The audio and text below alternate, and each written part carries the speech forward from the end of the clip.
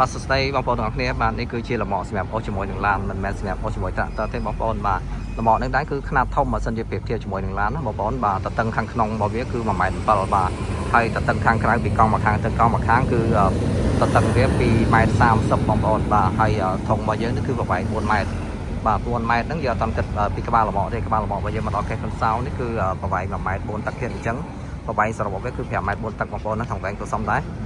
បាទតំបន់នេះគឺវាអាចស្តុកបានទម្ងន់5 តោនបាទប៉ុន្តែយើងតម្លើងឲ្យភ្ញៀវគឺសម្រាប់ដឹកកូន Excavator ដែលមានទម្ងន់3 តោនកន្លះបងប្អូនបាទហើយខុសពីយើងដឹក Excavator យើងក៏យើងអាចដឹកអវ៉ាន់នេះបានច្រើនគួរសមដែរព្រោះវាអាចដឹកបានធ្ងន់គួរសមបងប្អូនណាហើយសម្រាប់លបឿនវិញគឺលំអនេះគឺធ្វើសម្រាប់សម្រាប់អូសជាមួយនឹងឡានគឺលបឿនវាលឿនជាងសម្រាប់លំអអូសជាមួយនឹង Tractor បងប្អូនណាបាទលឿនគួរសមដែរបងប្អូនបាទលបឿនយើងក៏60 70អីបានបងប្អូនណាបាទហើយកង់របស់យើងគឺយកដាក់កង់ធម្មតាទេគឺយើងដាក់កង់ប្រភេទកង់ដឹកណាបងប្អូនកង់8 ឃ្លីបាទសម្រាប់ដឹកបងប្អូនបាទគឺមកបងប្អូនចង់ឲ្យងាយខុសទេបាទហើយបាទទីតាំងរបស់យើងខ្ញុំវិញគឺនៅជាប់រងម៉ូតាខំកបងប្អូនណានៅមុខរងម៉ូតាខំកអញ្ចឹងបងប្អូនអាចមករកយើងខ្ញុំបានបាទដើម្បីតាក់ទងទិញបងប្អូនណា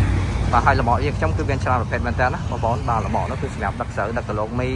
ឬក៏ដឹកម៉ាស៊ីនច្រូតក៏បានដែរបាទហើយយើងមានម៉ូទ័របូមទឹកឬក៏មានម៉ាស៊ីនបូមទឹកប្រភេទបូមទីកនោះក៏មានដែរបាទហើយយើងមានក្បាលបូមច្រើនប្រភេទទៀតបាទស្រូវធំធំមាន5 6 ទឹក7 ទឹកអីក៏មានដែរបាទហើយយើងក៏មានលម្អនេះដែរបាទលម្អនេះគឺ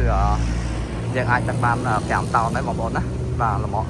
បាទហើយលម្អនោះគឺសម្រាប់ដឹកម៉ាស៊ីនច្រូតបាទសម្រាប់ដឹកម៉ាស៊ីនច្រូតធុនតូចបន្តិចខាងក្រោមសម្រាប់ដឹកម៉ាស៊ីនច្រូតធុនធំបងប្អូនអញ្ចឹងយើងមានសម្ភារៈច្រើនមែនតើបងប្អូនអាចតាក់ទងមកទិញយើងខ្ញុំបានបាទតាក់ទងជាមួយសម្ភារៈកសិកម្មបងប្អូនណាបាទហើយស្រូវនេះធំមែនតើបាទទំហំវាដល់7 ទឹកបាទក្លឹបពេលរបស់យើងគឺធ្វើមមណាបងប្អូនណាបាទយើងអត់ធ្វើលេខសតទេគឺធ្វើមមែនតើបងប្អូនបាទសម្រាប់យើងប្រើយូរវែងបងប្អូនណាត្រូវការរបស់ដែលមានគុណភាពល្អប្រើបានយូរគឺតាក់ទងមកខាងយើងខ្ញុំបាទព្រោះខាងយើងខ្ញុំមានបទពិសោធន៍ច្រើនមានមេជាងច្រើនដែលមានទឹកដៃខ្ពស់ៗបាទដែកយើងប្រើក្រាស់ៗដើម្បីឲ្យបងប្អូនអាចប្រើប្រាស់បានយូរបងប្អូន